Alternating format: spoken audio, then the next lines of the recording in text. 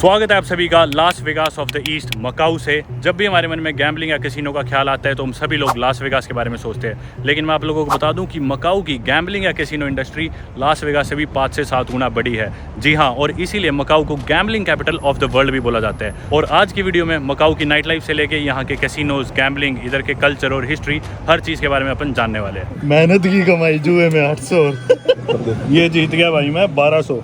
अब ये मेरी टिकट इसमें डाल के मेरे को पैसे मिल जाएंगे इसके बदले। पर आपके हिसाब से क्या लगता है कितने जीतते होंगे, कितने परसेंट? भाई कुछ मतलब ये कि हर कोई जीतने लग गया तो फिर इतनी बिल्डिंग कैसे, इतनी बड़ी बिल्डिंग ये देश चली पूरा कैसीनो से रहा है, इसके फायदा कहाँ से होगा, प्रॉफिट कैसे होगा? पर आप देखते हो जिस तरह कोई इंडियन है वो जीत गया फुल खुशी में जा रहा है। आज तक तो देखा नहीं यार, आंखों पे ना विश्वास नहीं होने लग रहा है यार। नज़ारे देखना क्या क्या, मतलब बारी बारी वीडियो स्टार्ट करने का मन कर रहा है। चारों तरफ ऐसी ऐसी बिल्डिंग्स।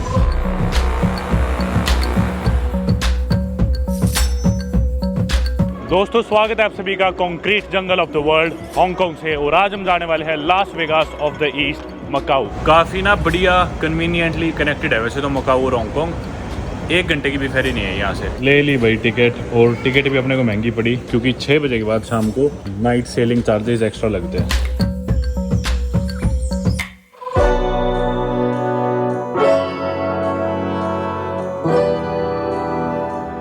आगे भाई फाइनली मकाऊ, चलो।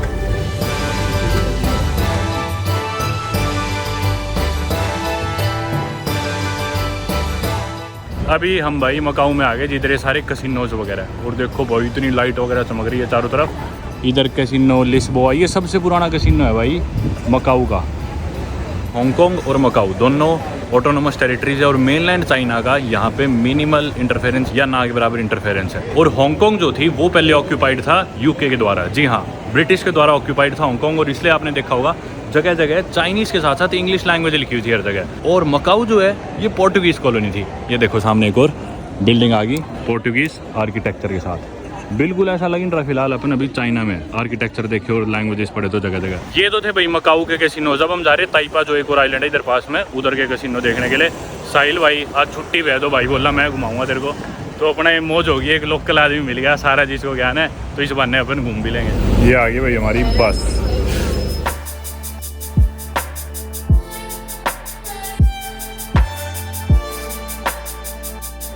भाई उतर लिए बस से अभी और ताइपा आ गए हम, मतलब मकाऊ का ये एक और आइलैंड है।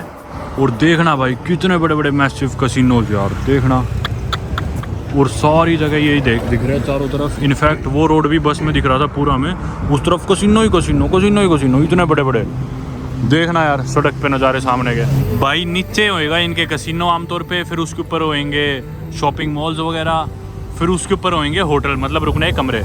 और मोस्टली इन सभी कैसीनोज का यही पैटर्न है। ये देखो नीचे मतलब कैसीनो, खेलो वहाँ पे, फिर ऊपर ही मॉल्स वगैरह है, शॉपिंग करनी हो कुछ भी करना, और उनके ऊपर ही कमरे होंगे। कैसीनो के अंदर ही एटीएम वगैरह सारी चीज़ें मिलेगी। चारों तरफ आप चकाचौंध देख सकते हो। और एक इंटरेस्टिंग चीज़, एटीएम वगैरह तो आम बात है, चलो कैसीनो में ना कोई बड़ी बात नहीं। लेकिन अब मकाऊ में, मकाऊ की खुद की करेंसी भी है, मकाऊ पटाखा। लेकिन इधर कैसीनोज में जो करेंसी चलती है ना वो है हांगकांग डॉलर। जी हाँ, आपके पास चाहे मकाऊ की करेंसी हो, आप मकाऊ देश में हो, आपको एक्सचेंज कराना पड़ेगा हांगकांग डॉलर के बदले। मेरे को भी बताई साहिल भाई ने बात।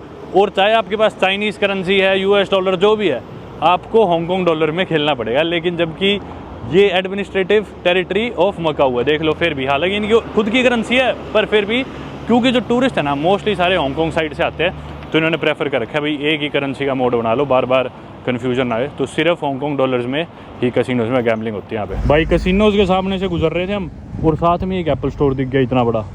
एक बार माहौल देखना है यार। ये आ गया भाई एक और कैसीनो। क्या नाम भाई इसका? लंडनर नाम है भाई। और पूरा ब्रिटिश थीम्ड है, देख लो वही आर्किटेक्चर। और ये पूरा कैसीनो है भाई, देखना लंडनर नाम से। बिल्कुल कितना मैसिव है भाई, कितना बड़ा है, देखना। मतलब एक नज़र में पूरा कैसीनो देखा ही जाता। और सामने एक और देख लो, वो देखो इसके पीछे छुप गया, वो पेरिसियन कैसीनो है, वो आईफल टावर बना हुआ है। अब ब्रिज के पीछे छुप गया, उधर जाके आपको दिखाऊंगा।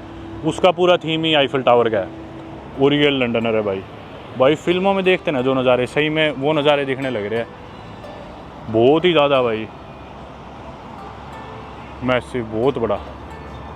ये भाई देख लो एक फ़ोन बूथ जिस तरह लंदन में होते हैं, और इसके साथ में आईफल टावर देख लो मकाऊ में।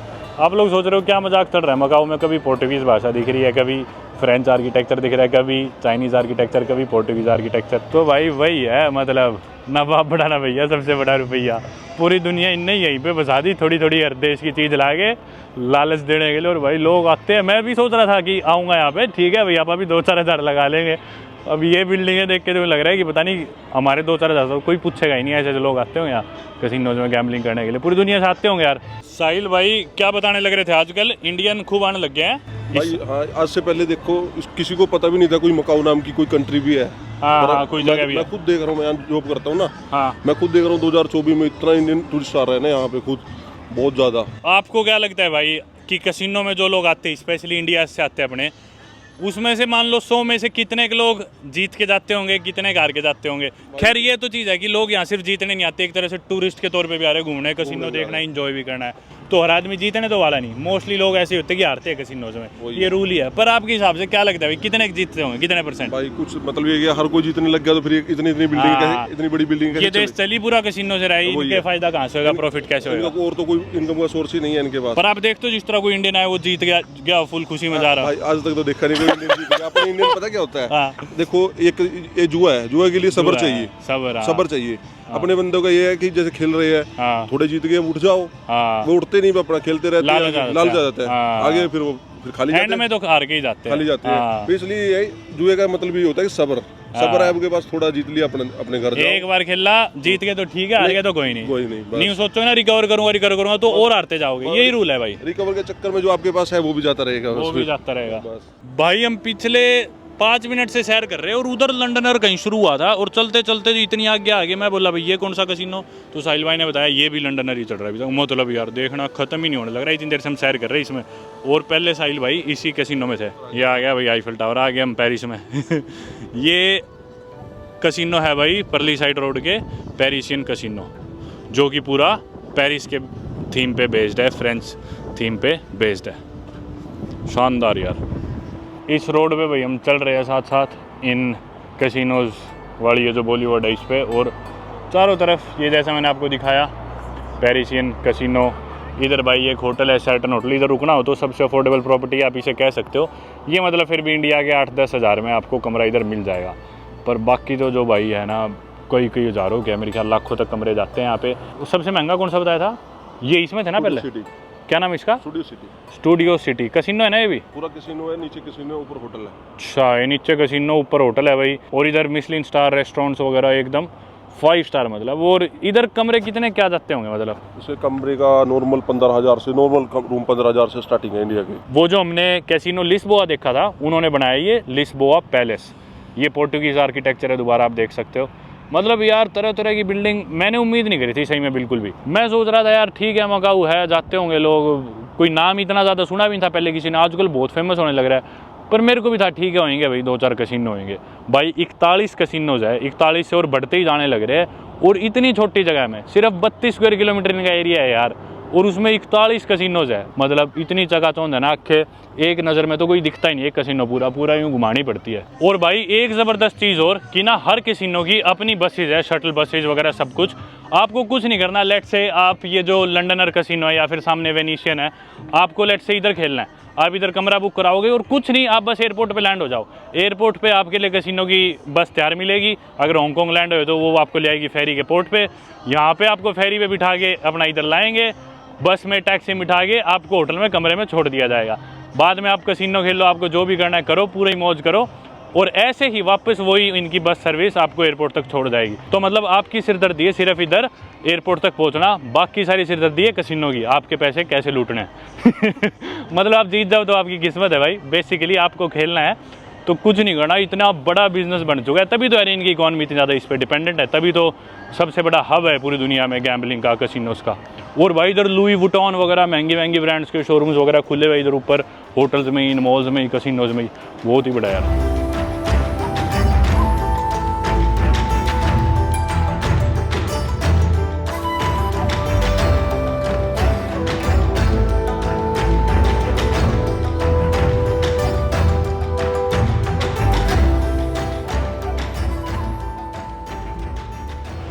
देखना यार नज़ारे, यहाँ पे फुवारे चल रहे हैं पानियों के, उधर पीछे लिखा हुआ था सिटी ऑफ ड्रीम्स, इस बिल्डिंग के ऊपर भी लिख रखा है सिटी ऑफ ड्रीम्स। सामने एक और कैसीनो विन पैलेस, ख़त्म ही नहीं होने लग रही भाई ये चकाचौंध। तो सामने होने लग रहा है भाई एक वाटर शो सा, वो देखो फुवारे से उठने लग रहे हैं, अजीब अजीब आवाज़ें आने लग रही है उसकी।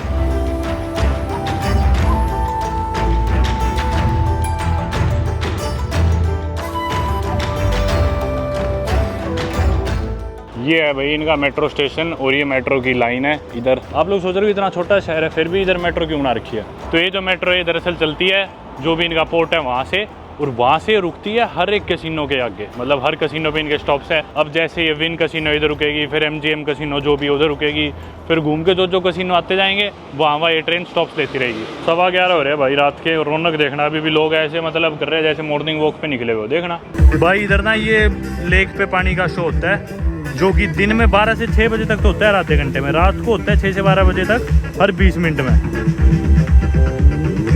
और अगर हवा बहुत तेज चल रही हो ना तो नहीं करते, पर ये देखो ये शो होने लग रहा वाटर शो, हर 20 मिनट में होता है रात को। इधर भाई इनकी केबल कार है, इधर से केबल कार में बैठो और केबल कार सीधा आपको ले जाएगी कैसीनो के अंदर उतारेगी। मतलब केबल कार में बैठ के जाओ मौज से। क्या दुनिया है यार, लोग देखना है यार।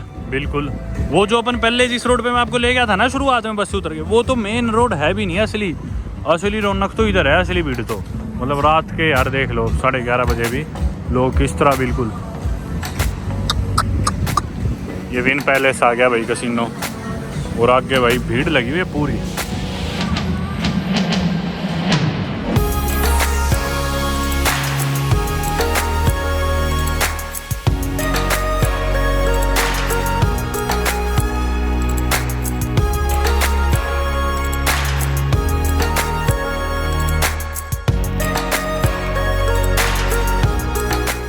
अभी भाई हम आ गए MGM के अंदर।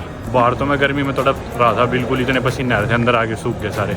ये है भाई कैसीनो। अभी कैसीनो अंदर जो खेलने का इलाका है ना वो तो उधर है, उधर तो फिल्मिंग अलाउड नहीं है अंदर, जो गैम्बलिंग का एरिया है। यहाँ बार बार कर सकते हैं, पर चमक रही है एक एक चीज़ है ना। फर्श भी देखना किस तरह एकदम जीभ से चाट रखा है जनू, एकदम बढ़िया सारी चीज़। इतने ये चकाचौंधी आपको मजबूर कर देगी, मतलब चल के भी आप मन नहीं बना के आए ना तो भी आप कैसीनो में जाओगे खेलने के लिए। अंदर ही भाई स्टारबक्स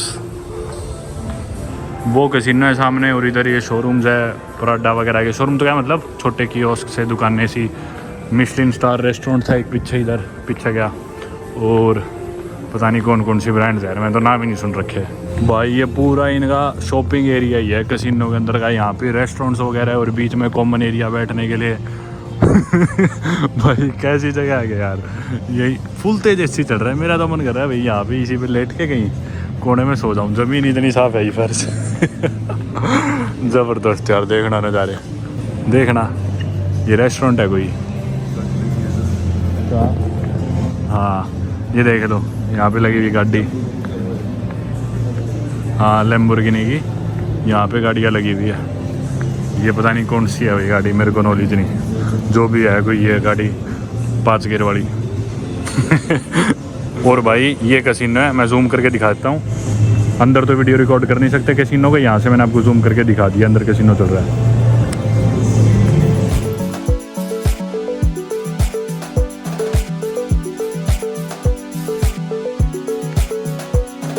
तो भाई अब मैं जाने वाला हूँ फाइनली कैसीनो के अंदर, और कैसीनो के अंदर रिकॉर्डिंग्स बिल्कुल भी अलाउड नहीं है। तो अंदर जाके देखते जो भी होता है, और जैसा ही मेरा एक्सपीरियंस रहता है बाहर निकल के आपको बताता हूँ। चलो तो अभी भाई हम गए थे MGM कैसीनो, और कई देर पसीने सुखाए अंदर कैसीनो देखा। कैसीनो का मॉल भाई अंदर था, बहुत बड़ा हॉल था, बहुत ज़्यादा बड़ा हॉल, एक सिंगल हॉल ही था। उस हॉल में लोग बैठे हैं, पैसे लगा रहे हैं, गैम्बल कर रहे हैं, अलग अलग टेबल्स पे। ऊपर इतने सारे कैमरास लगे हुए, हर टेबल की सर्वेलेंस हो रही है लाइव कैमरास के थ्रू कि भाई सब गेम्स ठीक चल रहे हैं, कुछ गड़बड़ तो नहीं हो रही, कोई फ़ोटो वीडियोस तो नहीं बना रहा। अंदर फ़ोटो वीडियो लेना अलाउड नहीं था, तो इसलिए अंदर मैं रिकॉर्डिंग नहीं कर पाया। बाकी इसके अलावा कॉफ़ी मिल रही है, जूसेस मिल रहे हैं, पानी, ब्रेड, खाना, पेस्ट्रीज़ वगैरह, रेड बुल, तरह तरह की चीज़ें फ्री में आप खा सकते हो, पी सकते हो। अल्कोहल मेरे को नहीं दिखा, दारू होया करे बाकी इनमें बियर होती है, बियर भी होती है, वैसे मेरे को दिखी नहीं, बियर होती है। क्योंकि आमतौर पे यहाँ कैसीनोज में, इन कैसीनोज का काम यही है कि आपका डोपामिन ऊपर रखते ताकि आपको मज़ा आता जाए और फिर आप और पैसे लगाओ। ये अब हम आगे लंडनर कैसीनो की बैक साइड में, इधर चलते हैं। मैंने खेला नहीं इधर अभी, हम MGM कैसीनो में जिसमें थे, यहाँ पे मैंने पैसे वैसे कुछ नहीं लगाए, बस वैसे ही देख के आ गया। और ना एक इंटरेस्टिंग चीज़ ये हो रहा है कि ना हर कैसीनो की अपनी सिक्योरिटी है। जो यहाँ की पुलिस है, मकाऊ पुलिस, उसका कुछ लेना देना नहीं है अंदर कैसीनो के जो भी हो रहा है। कैसीनो वालों की अपनी सिक्योरिटी है, जिस तरह साहिल भाई भी कैसीनो की सिक्योरिटी में ही है। और जो इंसान कैसीनो में काम करता है ना, वो किसी और कैसीनो में नहीं खेल सकता। मतलब जिस कैसीनो में काम करते हो उसमें तो खेल ही नहीं सकते, उसके अलावा किसी और कैसीनो में भी आप जाके खेल नहीं सकते अगर कैसीनो में आप नौकरी करते हो तो। ये इधर का रूल है, और पता चल जाए तो नौकरी भी जा सकती है ऐसे। बाकी पुलिस अंदर नहीं आएगी, बिल्कुल ही बाहर तक चली जाएगी, अंदर ही इनकी सिक्योरिटी सारे यही हैंडल करेंगे कैसीनो वाले। अब हम आगे लंडनर में, ये पूरा लंदन थीम्ड है भाई। मीटिंग रूम्स, पता नहीं क्या क्या, रेस्टोरेंट्स, शॉपर, शॉपिंग एरिया, मतलब भाई मॉल भी फेल है इनके आगे। शॉपिंग मॉल जो होता है ना, वो भी मान लो कुछ नहीं है इन कैसीनोज के आगे। होटल भी इसी में है, मॉल भी इसी में है, छोटे मोटे पार्क भी इसी में है, रेस्टोरेंट्स भी इसी में है, सब कुछ इस कैसीनो के अंदर है। मतलब यूँ लगा लो एक तरह से छोटे छोटे शहर है ये कैसीनोज इधर के। ये पूरा शॉपिंग एरिया है लंडनर कैसीनो का। ये देखो कैल्विन क्लाइन वगैरह के शोरूम आपको दिख रहा होगा, और बीच में एक ये झरना सा है, ऊपर वो सारा पार्ट, इसके पीछे वाला पार्ट, ये वाला पार्ट, ये जिम्मी चू वगैरह, टॉड्स, और उधर लुई वुइटन। अभी रात के 11:30 हो गए, तो शोरूम्स मेरे ख्याल से बंद है मोस्टली, शायद कोई ज़्यादा खुला भी हो, पर लोग बाग अभी भी आपको इधर घूमते दिख जाएंगे, क्योंकि कैसीनोज में रौनक तो मेन रात को ही लगती है।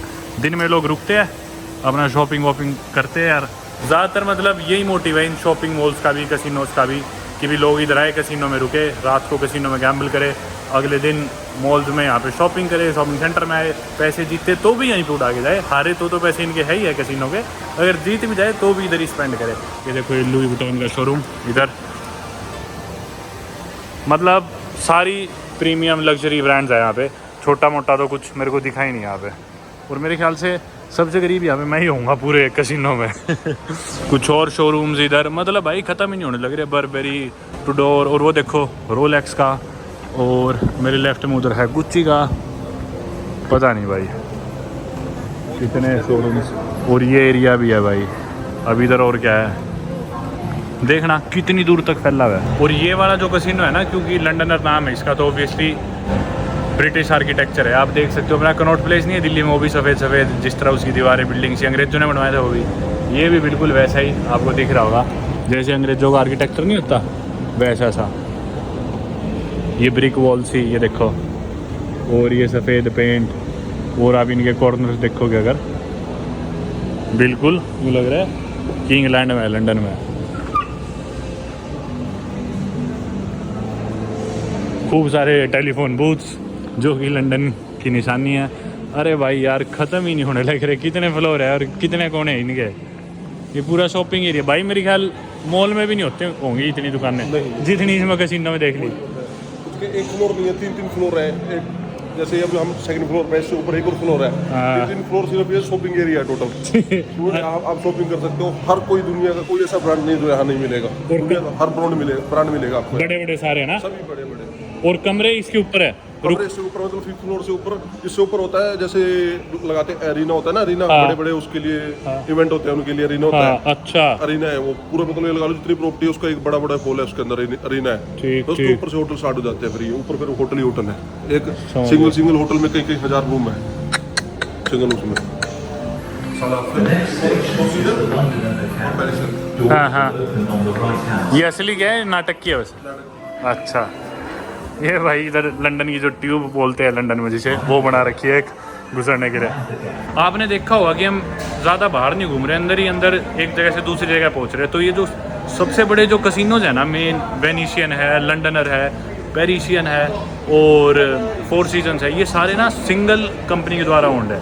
एक सिंगल ग्रुप ऑफ कंपनी है, वो इन सारे बड़े बड़े कैसीनो को, चारों को वो सेम ओन करती है, जैसे मेरे को भाई ने बताया, और कनेक्टेड है, एक से आप दूसरे में चले जाओगे बिना बाहर निकले। आपको कहीं बाहर जाना नहीं पड़ेगा, सिंगल आप एक कैसीनो से दूसरे कैसीनो जाने के लिए आप अंदर से कनेक्टिंग है सब, एक के साथ दूसरा। ये तो अपने तो जिस तरह जॉकी की दुकान, बाटा के शोरूम जगह जगह नहीं, उस तरह लुई वुइटन के है यहाँ। तो भाई फोर सीजन में अभी एक और भाई है हिसार के, साहिल भाई, कई दोस्त हैं यहाँ पे अपने अग्रोवा के पास से, उनसे मिलने जा रहे हैं अभी। कुछ और ब्रांड्स भाई, हरमेस और डियोर, कार्टियर, जो भी है भाई पता नहीं, फेंडी की वेंची, जो भी आपके मन में आएगी ना महंगी ब्रांड भाई, वो सारी है यहाँ पे। देख लो कहाँ पे, एक आइलैंड सिटी में, वो सारी ब्रांड है मतलब। ये भाई डियोर कंपनी के पोस्टर लगे हुए हैं यहाँ पे, और आदमी ये स्कर्ट पहन के खड़ा है जिसके बाल भी दिख रहे हैं। क्या कहना चाहोगे भाई इस पर? साहिल भाई लेनी है ऐसी स्कर्ट, दिला दूं आपको? नहीं भाई बहुत धन्यवाद है। सिंपल कपड़े बेच के। ओहो, पूरे वो जॉन विक को आएगा ना एक्टर, जो वो वाला कैरेक्टर बिल्कुल। ये आ गया भाई वेनिशियन अब कैसीनो। इसमें अपन अंदर घुस रहे हैं और हम ना थोड़े से लेट हो गए। 11 बजे आज संडे को दुकानें बंद होती है, फ्राइडे सैटरडे हालांकि 12 बजे होती है रात के। तो अभी 12 बज चुके, तो इसलिए दुकानें हमें बंद मिली। थोड़ी सी पहले आते तो हमें खुला मिलता है सब कुछ, और खुला हो इतनी भीड़ होती है। ओ भाई साहब ये कहा गए भाई ये भाई ऊपर इनने बादल बना रखे बिल्कुल दिन का माहौल। टाइम दिखाओ, लोग मानने नहीं गए। 11:55 रात के है कि दिन के है? रात के है नहीं, रात के है भाई, 11:55 रात के। ये देख लो 24 आवर। हाँ ये 24 घंटे वाली 23:55 हो रहे हैं भाई रात के। देख लो अंदर माहौल। तो भाई ये वेनिशियन है, और वेनिशियन मतलब ऑब्वियसली वेनिस के कैरेक्टरिस्टिक्स देख के, वेनिस का आर्किटेक्चर देख के बना रखा है ये बड़ा कैसीनो। वेनिस जो कि इटली में है, मैं वहाँ पिछले साल गया था लेकिन वीडियो नहीं बनाई मैंने वेनिस की। तो वेनिस में क्या है, ऐसी मतलब साइडों में दुकानें हैं और बीच में ना वो लेक सी बहती है, समुद्र की वो कैनाल बनी हुई है बेसिकली, और उसके ऊपर ऐसे ऐसे ब्रिजेज है जो हम क्रॉस कर सकते हैं, इधर दुकानों पे जा सकते हैं। बिल्कुल वही थीम बना रखा है वेनिस वाला ही, और आर्किटेक्चर भी आप देख सकते हो वेनिस का। और बीच में ना इधर से बोट गुजरती है, वो देखो वो रही, जैसे वेनिस में बोट्स चलती है ना, मतलब वो बोट्स आपको घुमाती है इसमें।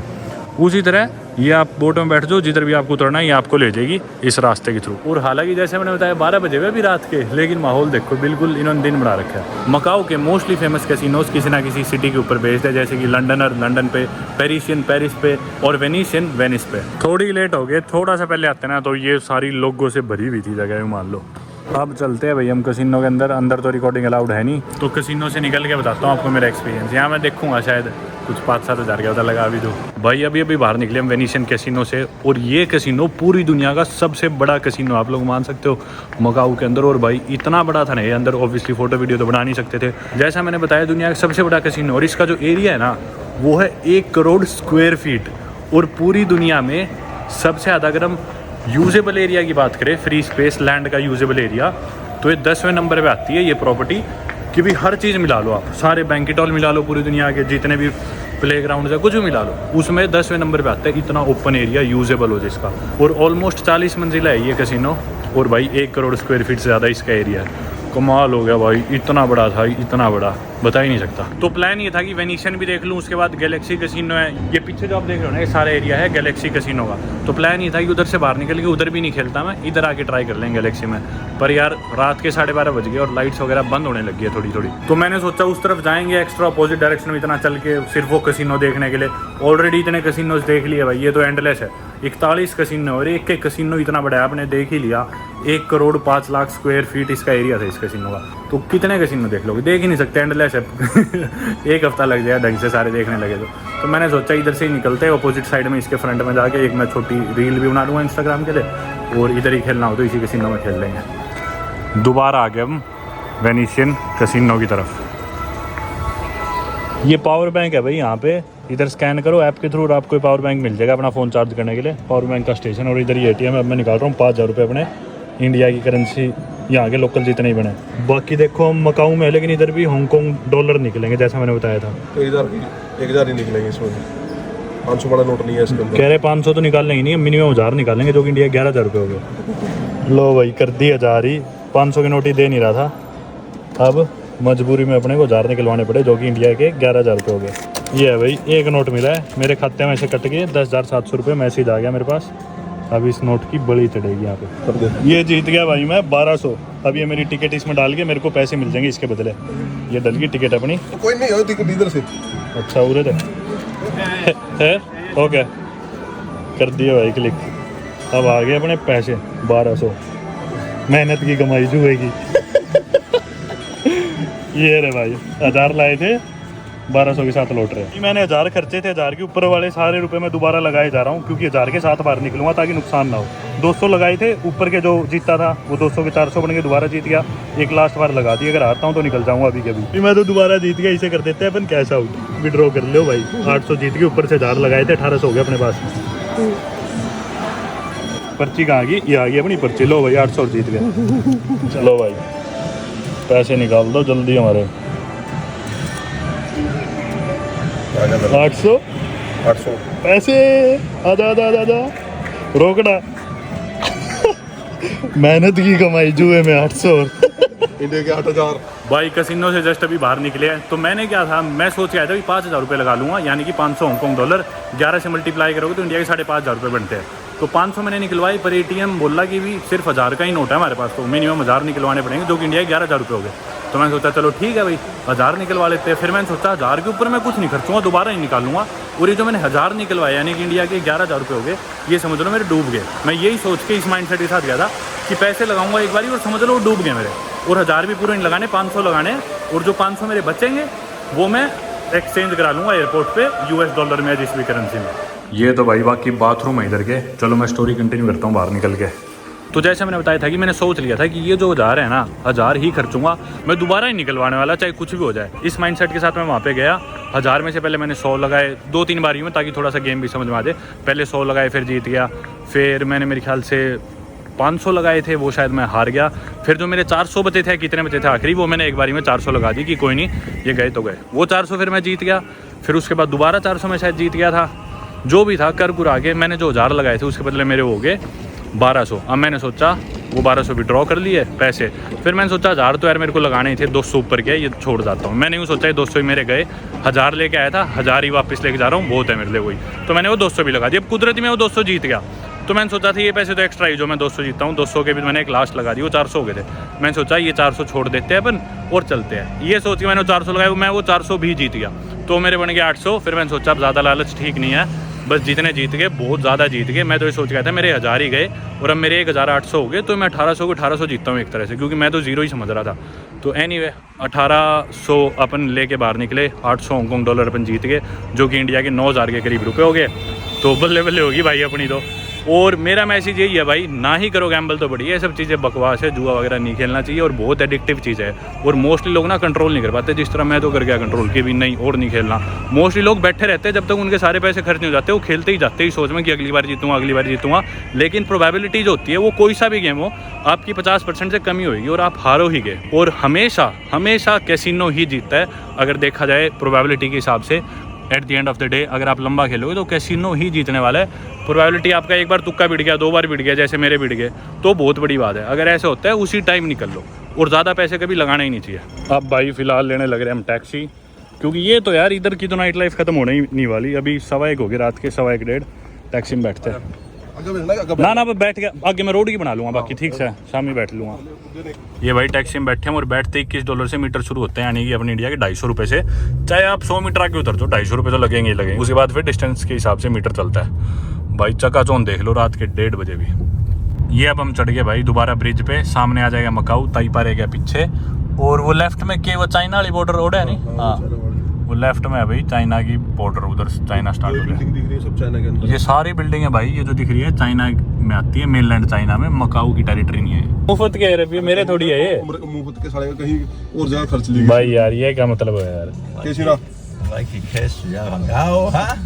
बाय बाय, गुड नाइट भाई। टैक्सी का बिल आया 67 हांगकॉन्ग, इधर मकाऊ के जो भी बने हैं पटाखा है इनकी करेंसी, पटाखा 67, वो हांगकॉन्ग डॉलर के बराबर ही है। इंडिया के 700 रुपये मान लो, 10 मिनट के सफ़र के 700 रुपये लगे। भाई ने अभी पैसे नहीं देने दिया, हालांकि ये तो मुफ्त के पैसे थे जुए में जीतते हुए, ये कोई मेहनती कमाई के पैसे तो है नहीं। ये ऐसे ही ख़राब होते हैं, ये पैसे बढ़ते नहीं जाते बाकी। अब हम आगे भाई दोबारा सेंटर में, और रात के बज रहे हैं, आप देख लो भाई 1:30 बज रहे हैं रात के, और माहौल देख लो, अभी भी लोग यहाँ बैठे हैं, एंजॉय कर रहे हैं। सड़क पे बस चल रही है, पब्लिक ट्रांसपोर्ट चल रहा है, लोग बियर पी रहे हैं, एंजॉय कर रहे हैं, बातें कर रहे हैं। ये देखो मौज चल रही है लोगों की। उधर भी देखो कितनी भीड़, मतलब शोर होने लग रहा है, फुल लाइवली माहौल है एकदम। रात के 1:30-2 बजे भी कोई मतलब नहीं। 7-11 आ गए भाई हम। एक आधी चीज़ के आपको रेट दिखा देता हूँ, बियर के रेट दिखा देते इधर, क्या रेट आती है। ये बियर है सारी है, ये लग रही है। अच्छा ये कार्ल्सबर्ग है भाई, ये वाली देखिए सारी बियर लग रही है। ठीक ठीक। तो भाई 11 का है कार्ल्सबर्ग का कैन, ये रही बड़े अब वाली 120 का, बड़े वाला है 14 का, इंडिया के 150 रुपये का। 19 की 19.5 की 2 19.5 में 2 तो इंडिया के 200 रुपये में 2 कैन है बड़े वाले। बड़े वाले हैनिकैन लग रही है, देखो इंटरनेशनल हैनिकैन है वही इंडिया के 150 रुपये की, ये भी इंडिया के 200 रुपये में 2 कैन, यानी कि 19 हांगकॉन्ग, 19 मकाऊ पटाखा में 2 कैन बड़े वाले। ये कौन सी है?